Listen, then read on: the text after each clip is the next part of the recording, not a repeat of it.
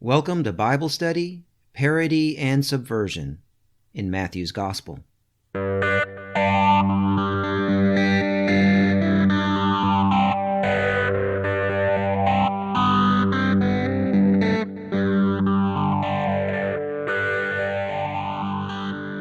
This episode is the first in a series of 3 episodes on chapter 24 and 25 of Matthew, known as the Little Apocalypse, or sometimes as the Olivet Discourse. I love listening to Bob Dylan from time to time, and one of my favorite Dylan songs is Joker Man from his 1983 album Infidels. I bought that album in cassette form when it first came out, which was during my first year of college. I was living and going to school in South Georgia back then, and it became my traveling music whenever I drove the country roads of South Georgia between various small towns. So that album evokes a lot of great memories for me. Dylan's music is always chock full of powerful imagery and enigma. That's Dylan's genius. But Joker Man is Dylan on steroids.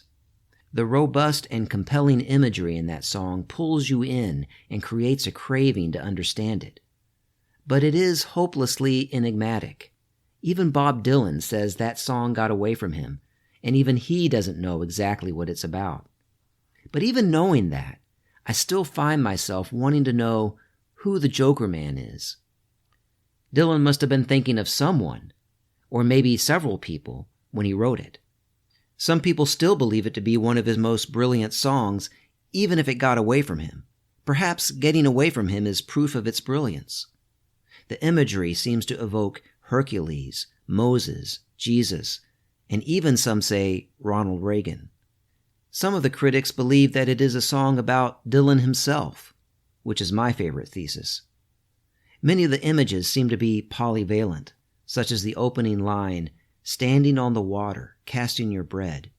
That seems to be a reference to Jesus walking on the water, and Ecclesiastes 11:1, which says, "Cast your bread upon the water." Polyvalent or multivalent imagery references more than one thing at once. The Bible is full of such imagery, and we have seen it in the story of the Gospel of Matthew over and over, such as in passages with imagery that evokes David, Joshua, and the Maccabean revolt all at the same time. Chapter 24 of Matthew is to the larger text of Matthew as Joker Man is to the larger canon of Dylan's music. This chapter is Matthew on steroids, with polyvalent images everywhere, blending into each other and then pulling apart.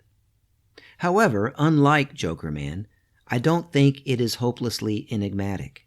I don't think it got away from the author. I think it was intelligible to the original audience, and sometimes reflects the situation of that original audience in the late 1st century. It is largely taken from the Gospel of Mark and is often referred to by scholars as the Little Apocalypse, because the language and imagery is so apocalyptic in form. As I have pointed out before, the word apocalypse has a popular meaning and a technical meaning. In popular parlance, apocalypse refers to the cataclysmic end of the world, or the end of the world as we know it. But the word apocalypse comes from the Greek word apokalypsis, which means a revealing, and that is the primary way that it is used in biblical scholarship. It is used to speak of texts that have hidden meanings that are intended to reveal hidden truths. That's why the last book of the Christian Bible is often called in English Revelation.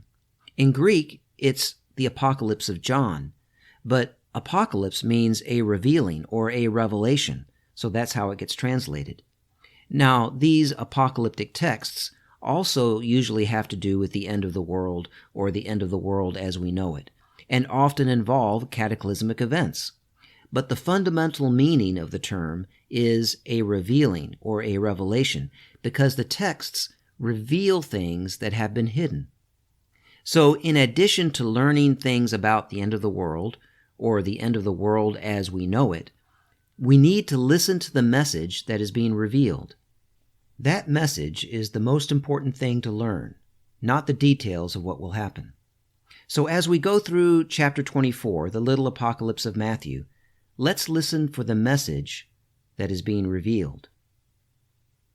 My name is Bert Newton, and this is episode 59 of Bible Study, Parody and Subversion in Matthew's Gospel.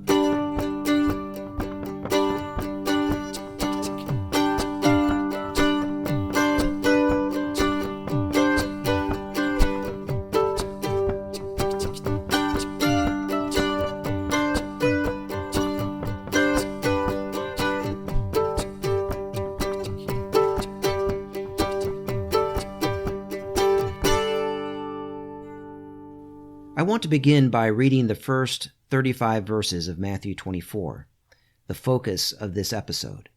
And I want to read it straight from one of our English translations, the NRSV, so that we can get a feel for how the whole passage sounds when we read it today in English. Then I will go back and break it down into smaller chunks to unpack it. So let's read Matthew 24, 1-35 in the NRSV. As Jesus came out of the temple and was going away, his disciples came to point out to him the buildings of the temple. Then he asked them, "You see all these, do you not? Truly I tell you, not one stone will be left here upon another. All will be thrown down." When he was sitting on the Mount of Olives, the disciples came to him privately, saying, "Tell us when this will be, and what will be the sign of your coming and of the end of the age?" Jesus answered them, "Beware that no one leads you astray, for many will come in my name, saying, 'I am the Messiah,' and they will lead many astray. And you will hear of wars and rumors of wars. See that you are not alarmed, for this must take place, but the end is not yet. For nation will rise against nation, and kingdom against kingdom, and there will be famines and earthquakes in various places. All this is but the beginning of birth pangs. Then they will hand you over to be tortured and will put you to death, and you will be hated by all nations because of my name. Then many will fall away, and they will betray one another and hate one another. And many false prophets will arise and lead many astray. And because of the increase of lawlessness, the love of many will grow cold. But the one who endures to the end will be saved. And this good news of the kingdom will be proclaimed throughout the world, as a testimony to all the nations, and then the end will come. So when you see the desolating sacrilege standing in the holy place, as was spoken of by the prophet Daniel, let the reader understand. Then those in Judea must flee to the mountains. The one on the housetop must not go down to take what is in the house. The one in the field must not turn back to get a coat. Woe to those who are pregnant, and to those who are nursing infants in those days. Pray that your flight may not be in winter or on Sabbath, for at that time there will be great suffering, such as has not been from the beginning of the world until now, no, and never will be. And if those days had not been cut short, no one would be saved. But for the sake of the elect, those days will be cut short. Then if anyone says to you, 'Look, here is the Messiah,' or 'There he is,' do not believe it. For false messiahs and false prophets will appear and produce great signs and omens, to lead astray, if possible, even the elect.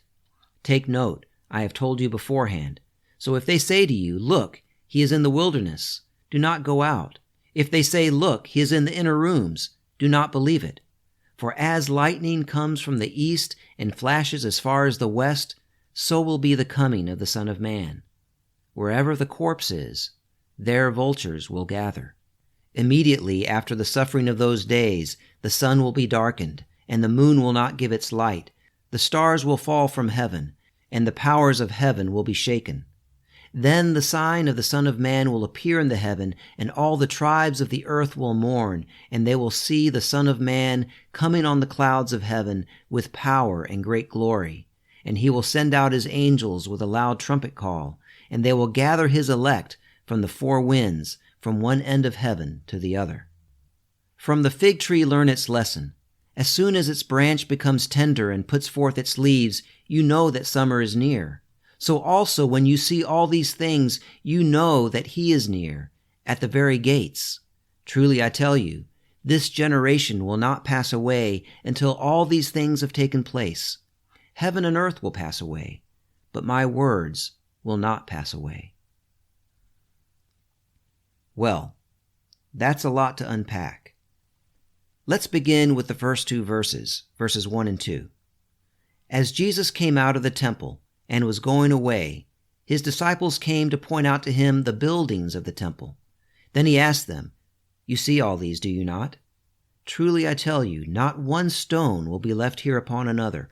All will be thrown down."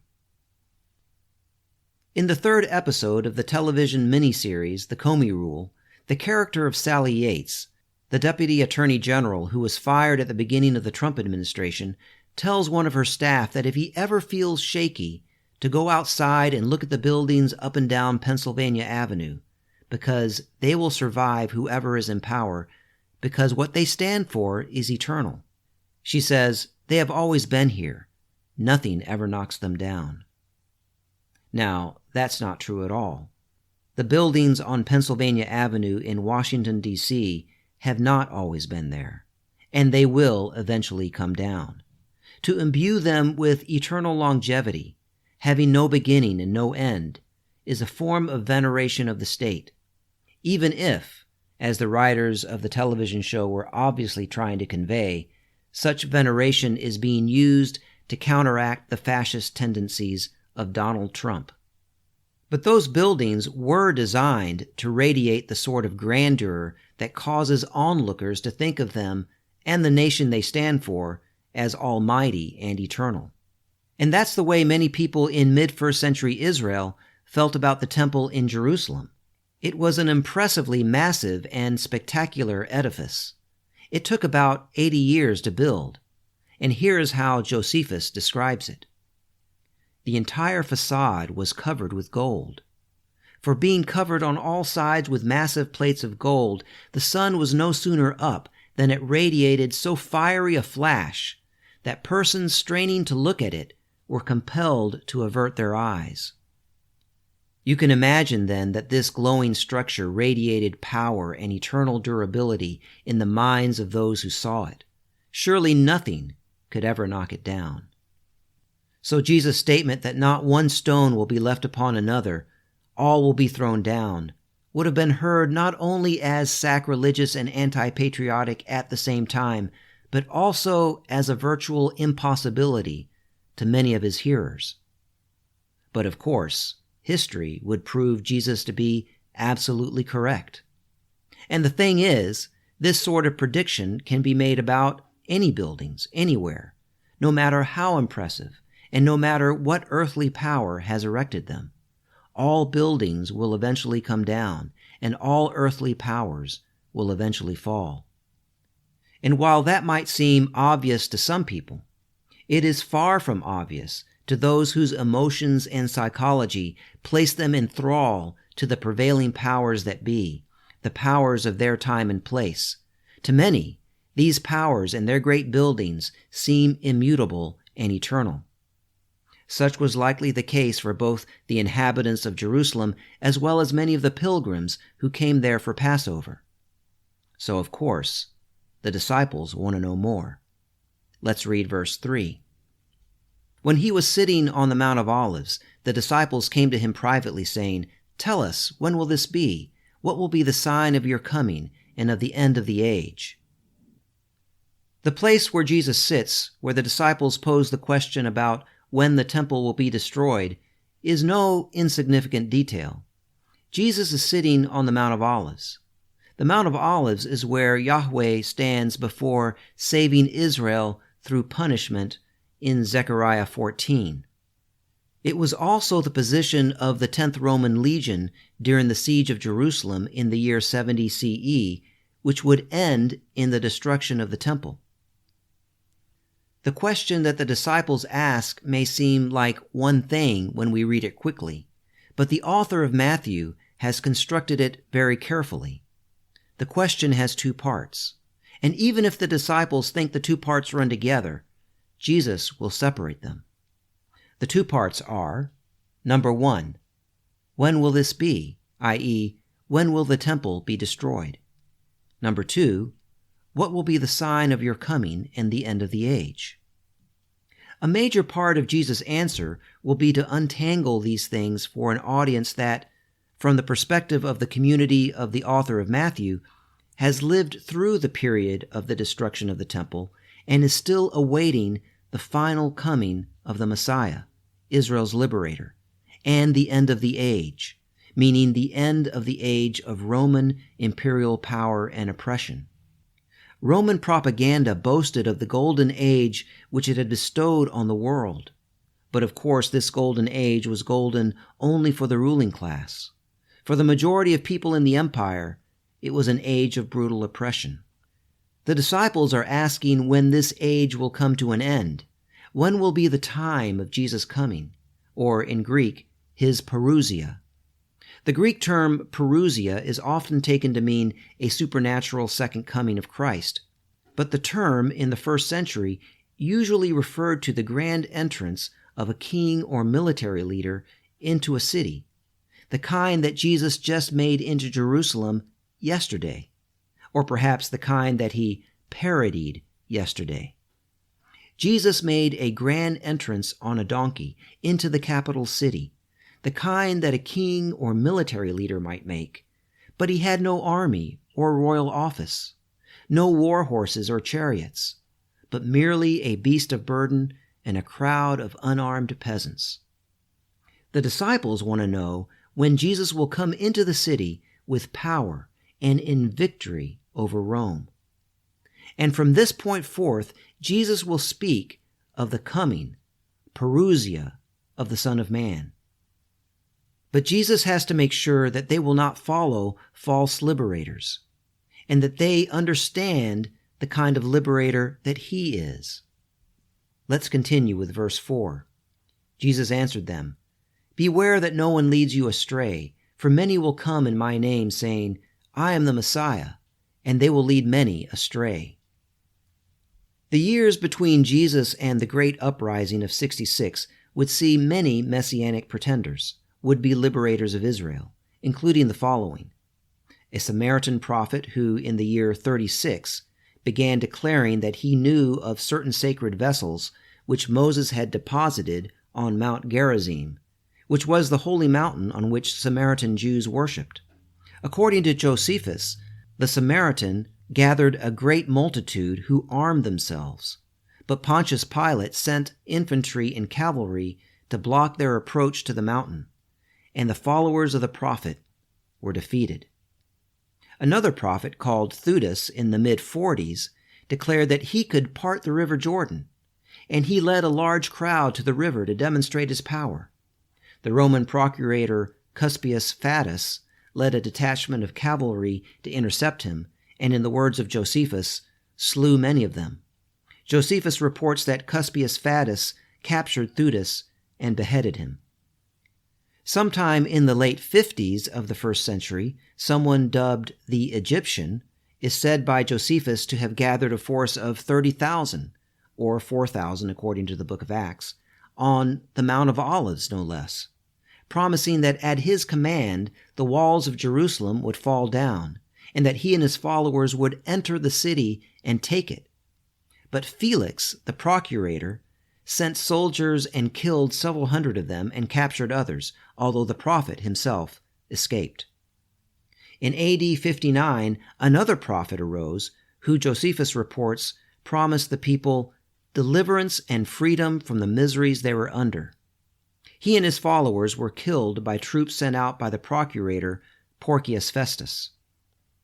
And then the uprising of 66 would have its own messianic pretenders. But we'll get back to that later. For right now, let's read verses 6 to 8. "And you will hear of wars and rumors of wars. See that you are not alarmed. For this must take place, but the end is not yet. For nation will rise up against nation, and kingdom against kingdom, and there will be famines and earthquakes in various places. All this is but the beginnings of birth pangs." What Jesus is saying is that none of these uprisings, nor Rome's response to them, not even the uprising of 66 and the destruction of the Jerusalem temple and Jerusalem itself in the year 70, as horrible as those things will be, none of these things will be the end of the world. The world will continue. And indeed, the author of Matthew and his community of Jesus followers living in the late first century, experienced the world that would continue after the destruction of Jerusalem and the temple. Let's continue with verses 9 to 14. Then they will hand you over to be tortured and will put you to death, and you will be hated by all nations because of my name. Then many will fall away, and they will betray one another and hate one another. And many false prophets will arise and lead many astray, and because of the increase of lawlessness, the love of many will grow cold. But the one who endures to the end will be saved. And this good news of the kingdom will be proclaimed throughout the world as a testimony to all the nations, and then the end will come. To modern ears, this may sound like apocalyptic doomsday salvation talk, and I'm using the word apocalyptic in its popular sense. First comes a bloodbath persecution, a tribulation, and then suddenly the end comes, and those who persevered get eternal life. But Jesus is merely describing the world that the audience knows. Dissidents are persecuted harshly. As time goes on, radical movements often lose steam, and their adherents fall away and even betray others in the movement, turning them in to the authorities. Matthew's community has likely already experienced all of this. False messiahs or false liberators lead people astray, lawlessness increases, and people become hardened, lacking empathy and hope. Their love turns cold. But some endure, such as those still in Matthew's community, and they proclaim the good news of the new society throughout the world, sowing the seeds that will eventually produce a harvest that will bring the age of domination to an end. These verses are the parable of the sower in a nutshell. The seed is spread everywhere. In many places, it does not take root, or its produce dies, or it is choked out. But some of it produces a bumper crop that can feed and liberate the world.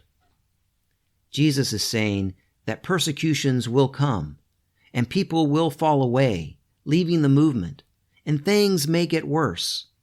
But if we persevere, preaching the message everywhere, this message will not return void, but will accomplish the purpose for which it is sent, the liberation of the whole world. The end will not come until the good news of God's new society is proclaimed in every nation. Only then will victory be accomplished. And how is victory accomplished? By spreading the good news and enduring to the end. Remember, disciples are called to follow in the way of the cross. Victory comes only by the prophetic testimony of the church and the prophetic martyrdom of many in the church. The book of Revelation, written around the same time as Matthew, imagines the end of the age as if looking back on it, and describes the path to victory over Satan, which it describes as the spirit of the Roman Empire, this way. They have conquered him by the blood of the Lamb and by the word of their testimony, for they did not cling to life, even in the face of death. That's Revelation 12:11. The victory, the end of the age of imperial domination and all forms of domination will only come through the blood of the martyrs and their prophetic testimony.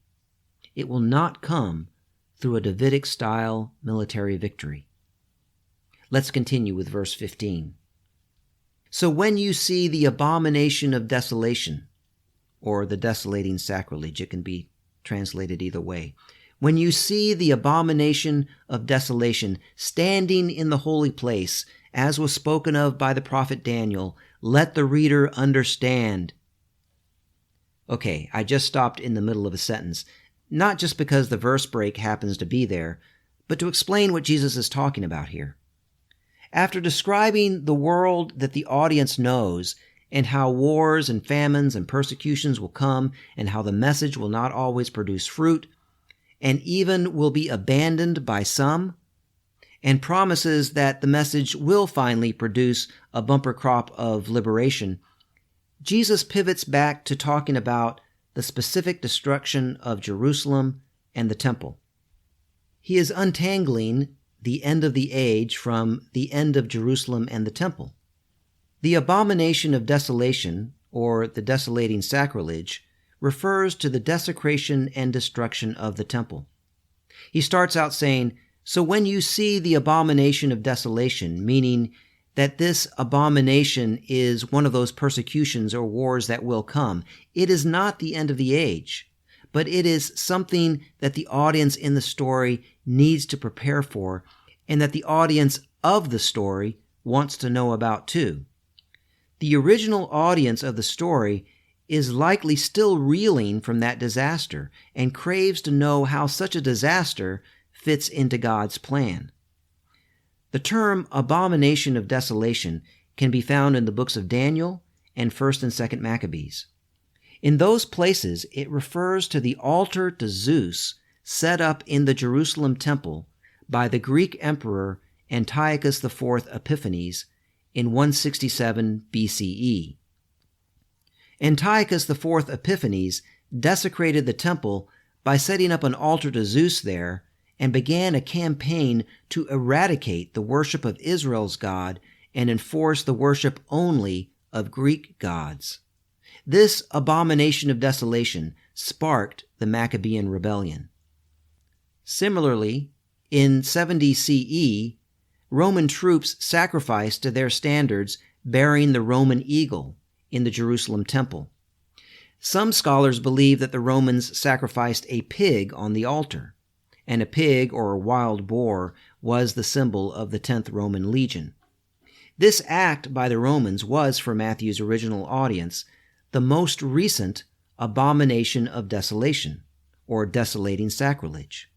Let's continue with the next 3 verses, 16 to 18. "Then those in Judea must flee to the mountains. The one on the housetop must not go down to take what is in the house. The one in the field must not turn back to get a coat." Like a lot of other material in Matthew, this chapter is largely taken from the Gospel of Mark. Some scholars believe that the author of Mark wrote about this abomination of desolation before it happened. They believe that the author of Mark could see it coming. There is record of others who predicted the destruction of the temple by the Romans, so Mark would not have been unique in predicting that event. Even though the masses and much of the ruling class might be so awed by the temple to think that it would never be destroyed, that it would stand forever, there were perceptive people who could see its destruction coming, and they wrote about it. Furthermore, not only the Greek emperor Antiochus IV Epiphanes, but also the Roman emperor Gaius Caligula in the year 40 CE desecrated the temple. Caligula by trying to put a statue of himself in the temple. Desecration of the temple was usually what imperial powers did when they were coming down hard on their subjects in the provinces, as they did from time to time. So if the destruction of Jerusalem and the temple were not hard to see, for those with eyes to see and ears to hear, if it was not hard to see it coming down the pike before it happened, then someone making that prediction might naturally assume that the temple's desecration would be a central feature of it. Therefore, the author of Mark could see another abomination of desolation coming. So the author of Mark may have included these verses as an actual warning to people about what would happen. And that makes sense as to why the audience is told to flee when they see the desecration of the temple. In actuality, the desecration did not happen until the end of the war, until the Romans had won. At that point, it would have been too late to flee.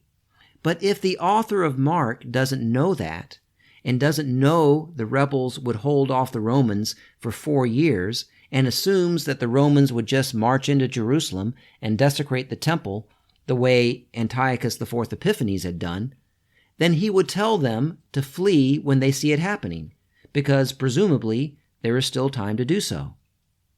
Interestingly, Luke, in his version of this little apocalypse, changes this verse to read, "When you see Jerusalem surrounded by armies." The author of Luke, writing later, adjusts the text to reflect a situation at the beginning of the siege of Jerusalem when there is still time to flee. but Matthew keeps the Markan verbiage, probably to maintain the link to the original abomination of desolation, the desecration of the temple, spoken of in Daniel and the Maccabean books. And this command to flee evokes language from 1 Maccabees. 1 Maccabees 2:27-28 reads, "Then Mattathias cried out in the town with a loud voice, saying, 'Let everyone who is zealous for the law and supports the covenant come out with me.' Then he and his sons fled to the mountains, leaving all that they had in the town." The Maccabean rebels fled to the mountains, leaving all their possessions in the town, and hid in the mountains to wage a guerrilla war against the Seleucid Greek imperial armies. So this call to flee and leave everything behind is not merely a call to run away, but a call to resistance, the sort of resistance that smaller resistance forces often wage against major powers. It is a call to guerrilla warfare. Of course, for the followers of Jesus, it is a nonviolent war, but they are a small resistance force that is forced to hide out, maintain an underground movement, only come above ground strategically to make tactical strikes through preaching the good news and maybe healing and feeding the people. The call to leave everything and flee to the mountains is a call to nonviolent guerrilla resistance. Let's continue with verses 19-20. "Woe to those who are pregnant and to those who are nursing infants in those days. Pray that your flight may not be in winter or on a Sabbath, for at that time there will be great suffering, such as has not been seen from the beginning of the world until now, no, and never will be. And if those days had not been cut short, no one would be saved. But for the sake of the elect, those days will be cut short." To our ears, this sounds confusing because it sounds like an apocalyptic end-of-the-world scene. But Jesus is describing the horror of what actually happened in the Roman destruction of Jerusalem and much of Israel. Not only were the city of Jerusalem and its temple destroyed, but hundreds of Jewish towns were destroyed. Thousands of Jews were killed, many crucified on the Mount of Olives and other hills around Jerusalem. Thousands of Jews were taken as slaves. Here's how one modern writer, Simon Sebag Montefiore, describes the scene right after the Roman victory over the rebels. He writes, "Around the walls there were gruesome scenes that must have resembled hell on earth. Thousands of bodies putrefied in the sun. The stench was unbearable. Packs of dogs and jackals feasted on human flesh. In the preceding months, Titus had ordered all prisoners or defectors to be crucified. 500 Jews were crucified each day. The Mount of Olives and the craggy hills around the city were so crowded with crucifixes that there was scarcely room for any more, nor trees to make them. Titus's soldiers amused themselves by nailing their victims splayed and spread-eagled in absurd positions." That's from Simon Sebag Montefiore's Jerusalem, the Biography. That's why Jesus describes it in such dire terms that sound to us like an end-of-the-world scene. It really looked like one and would have seemed like one. And for many people, it was the end of the world as they knew it. Let's read verses 23-26. "If anyone says to you, 'Look, here is the Messiah,' or 'There he is,' do not believe it. For false messiahs and false prophets will appear and produce great signs and omens, to lead astray, if possible, even the elect. Take note, I have told you beforehand. So if they say to you, 'Look, he is in the wilderness,' do not go out. If they say, 'Look, he is in the inner rooms,' do not believe it." The rebellion produced its own would-be messiahs or liberators. Jesus warns his audience not to follow them. There was Menahem of Judah, leader of the Sicarii, who carried out assassinations of Romans and their collaborators before the outbreak of war. At the outbreak of war, Menahem and his men attacked the Herodian fortress of Masada, overpowering the Roman garrison there. Then they took the weapons from the fortress and went to Jerusalem, where they captured the fortress Antonia, defeating the troops of Agrippa II. He then killed the high priest Ananias. He started acting as king of Israel, wearing royal robes, but was soon killed by the son of Ananias. John of Giscala was a Galilean rebel leader who briefly became the ruler of Jerusalem. He was challenged by and then fought other rebel factions before being captured by the Romans. He was paraded through the streets of Rome and sentenced to life in prison. He died in a Roman prison. There was Simon Bar Giora, peasant rebel leader who won some early victories in the war, gained a large following, and at one point was hailed as savior of the people upon re-entering Jerusalem, where he fought with the forces of John of Giscala, vying for control of the city. This internecine fighting assured the rebel defeat by Rome. After the temple was destroyed, Simon tried to escape through underground tunnels, but failing to do that, he emerged above ground among the ruins of the temple wearing royal robes. He was immediately captured and then taken to Rome, where he was paraded through the streets and then executed. Following any of these would-be liberators turned out to be the wrong thing to do. Let's read the next two verses. For as lightning comes from the east and flashes as far as the west, so will be the coming of the Son of Man. Wherever the corpse is, there vultures will gather. Of course, this sounds like a great supernatural second coming or parousia, and I'm not sure that is entirely out of view, but let's follow the symbolism. First, the term parousia is being used, which, as I mentioned earlier, normally referred to the grand processional entrance of a king or military leader into a city.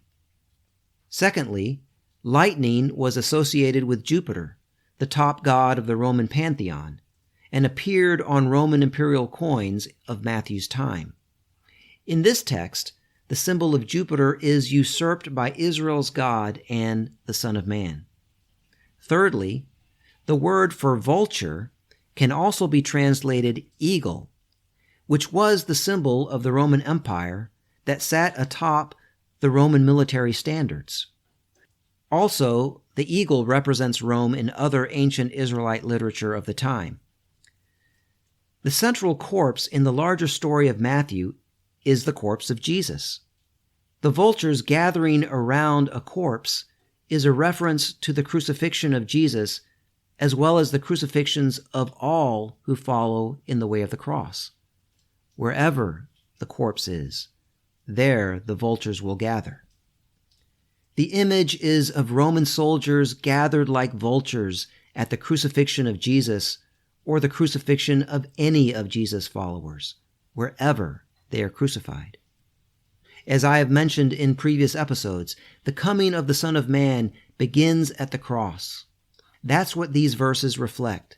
The coming of the Son of Man comes with cosmic signs when the vultures, the Romans, gather around the corpse of Jesus. The next verse tells us of these cosmic signs. Let's read verse 29. Immediately after the suffering of those days, the sun will be darkened, and the moon will not give its light. The stars will fall from heaven, and the powers of heaven will be shaken. These are great cosmic signs, and they occur at the cross. There is darkness for 3 hours at the cross, so the sun and the moon are darkened and do not give their light, neither do the stars. And there is shaking, an earthquake. These are symbolic signs of the victory of the cross over the earthly and spiritual powers of domination. The cross shakes the powers that be and is the beginning of the end for them. This is how the New Testament talks about the victory of the cross, as victory over the powers and authorities of this world.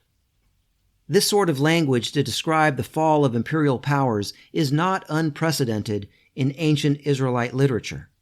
Declaring the fall of Babylon, Isaiah 13:10 reads, "For the stars of the heavens and their constellations will not give their light. The sun will be dark at its rising, and the moon will not shed its light."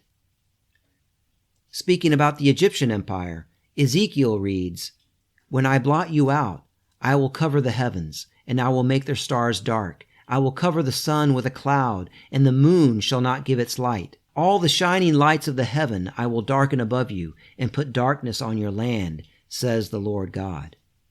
That's Ezekiel 32, 7-8. And let's not forget that darkness was one of the plagues on Egypt that resulted in the Exodus liberation. Darkness and shaking are signs of the victory of Jesus and his followers over the powers and authorities of this world through the cross. Let's continue with verse 30. Then the sign of the Son of Man will appear in heaven, and then all the tribes of the earth will mourn, and they will see the Son of Man coming on the clouds of heaven with power and great glory. It's not that these verses don't also speak to a future cosmic supernatural event, but the process of the parousia, the coming of the Son of Man, begins at the cross. There are signs of darkness and shaking at the cross, and Jesus says that the cross will be the coming of the Son of Man. In Matthew 26, 57-64, we will read about Jesus' arrest and trial before the crucifixion, in which he will say that his crucifixion will be his parousia. That text reads, "Those who had arrested Jesus took him to Caiaphas the high priest, in whose house the scribes and the elders had gathered. Then the high priest said to him, 'I put you under oath before the living God. Tell us if you are the Messiah, the Son of God.' Jesus said to him, 'You have said so, but I tell you, from now on you will see the Son of Man seated at the right hand of power and coming on the clouds of heaven.'" From now on.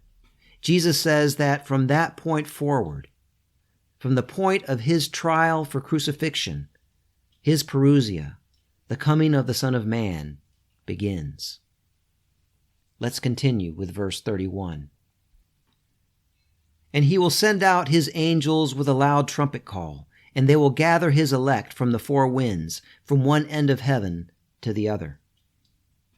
The cross became the rallying symbol and the rallying event of the early church, along with the resurrection.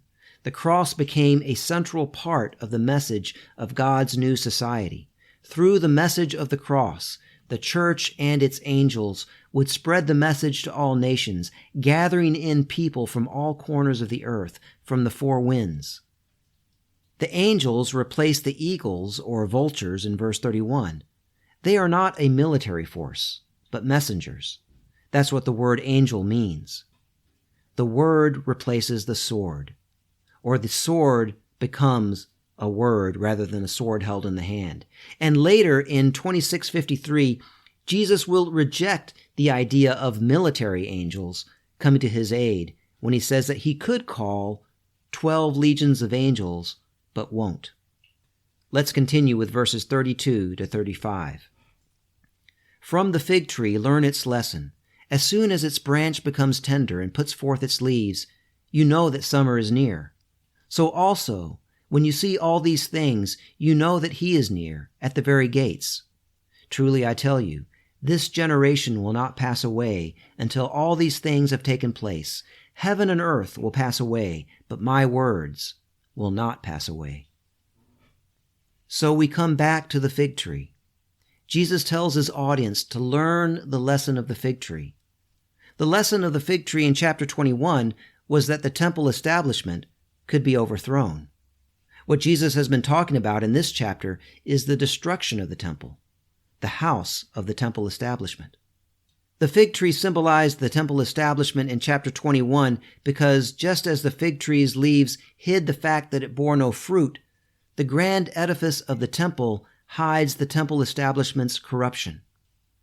The grand structure of the temple is the veneer of a temple establishment which collaborates with Rome. It is a beautiful building, but like the leaves of a fig tree hide its lack of fruit, the temple not only hides the fact that its ruling class is a bad tree producing no fruit, it also signals its own coming destruction. All that gold on the temple, all its grandeur, is the sign of its own impending doom. That's all in the lesson of the fig tree. Its destruction will be the crucifixion of Israel. Remember all those Jews crucified by the Romans. The crucifixion of Jesus, who embodies his people, will be in this story a foreshadowing of Israel's crucifixion. But this gospel tells us that it is also the beginning of the parousia, the coming of the Son of Man. The coming of the Son of Man is an image from the book of Daniel, which is a collective image of the people of Israel triumphing over the empires of this world. This gospel story redeems the crucifixion of Israel through the crucifixion of Jesus. Jesus says that this generation will not pass away until all these things have taken place. This generation refers not just to the people at that time, but to the old generation, the old world order. When Jesus says that this generation will not pass away until all these things have taken place, that sentence speaks to the crucifixion of Jesus and all of those who follow in the way of the cross, the crucifixion of Israel in 70 CE, and the continuing struggle to defeat and replace the old world order, the old generation. The crucifixion of Jesus would occur in their time, as would the crucifixion of others in the movement. And each of these crucifixions would be a prophetic and apocalyptic or revelatory event that participated in the parousia, the coming of the Son of Man. Some people hearing Jesus' words might even live on to see the crucifixion of Israel, and many in Matthew's audience certainly did.